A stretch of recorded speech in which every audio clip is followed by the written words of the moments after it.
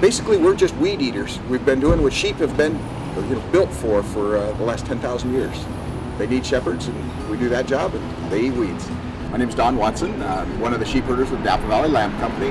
My wife and I started the company about 20 years ago, raising lamb in the Napa Valley and vineyards. Napa Valley Lamb is kind of an offshoot of a dream, and what it does is it grows lamb for exactly what the chefs have always asked for. The restaurant SPQR is one of the symbols for Rome.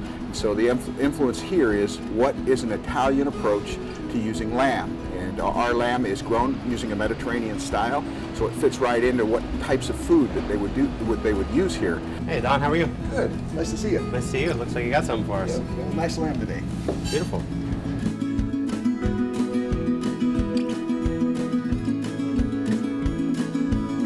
My name is Matthew Accarino. I'm the executive chef at a restaurant called SPQR here in San Francisco.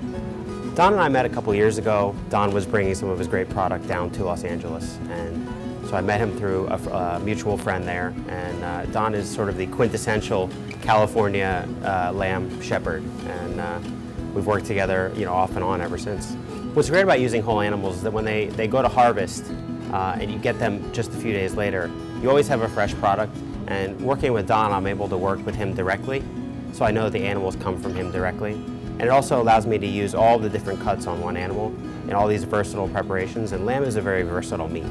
So there's a lot of different, there's cuts that are better for roasting, there's cuts that are better for braising, there's a variety of things. There's even charcuterie things that you can do with lamb, lamb sausage. You could cure a lamb leg if you wanted to, much like prosciutto is done in Italy. So there's a lot of things that you can do, and so working with a whole animal allows you to experience all of those different things and work with all of those different cuts. Lamb is really versatile because you can move your way around the different cuts of the animal and have different levels of flavor. And the flavor of lamb in general is something that's just really unctuous, and there's a real good deep flavor that's very satisfying. What are some of the other cuts that people might want to be more familiar with about where they come from on the animal? Well, obviously, the leg comes off to here, and from that point to here is the loin. And as the ribs start, then we got up to the rack, and then obviously the shoulder from there on up. Today we're going to cook the belly, and what we usually do is sort of lift out the shoulder to get a bigger piece of the belly cut. What I'm going to try and do is leave as much flank on it as you can, so that we've got more for your belly. And as you can see, we're just cutting at the top of the leg meat there. And what we're going to feel for right here is the top of the hip bone. We're just going to dive through there, go to one side of the back, and we're going to go to the other.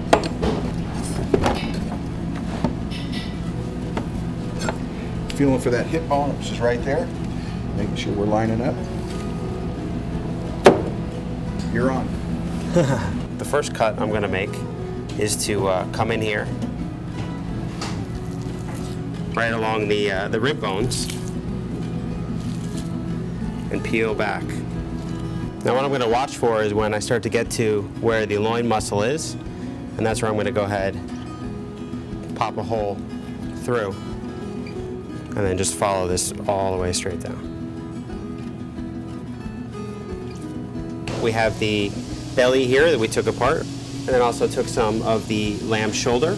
We took the meat down to a boneless form, made it pretty lean, and then ground it.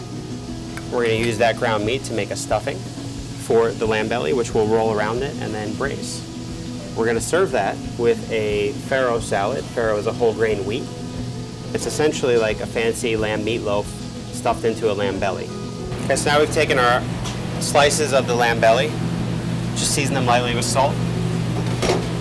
Got a pan that's nice and hot.